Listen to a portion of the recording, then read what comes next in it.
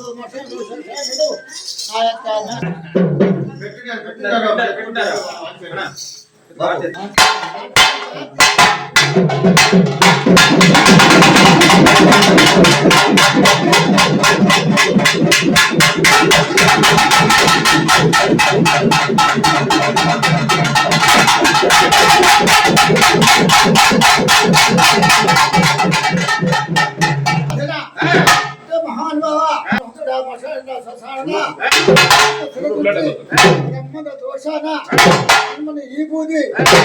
చూసి మహానుభావుడు అంటే సాక్షాత్ శంకరుడు మహానుభావుడు వారి పాలు వచ్చాట అంటే వాడరు తప్పరు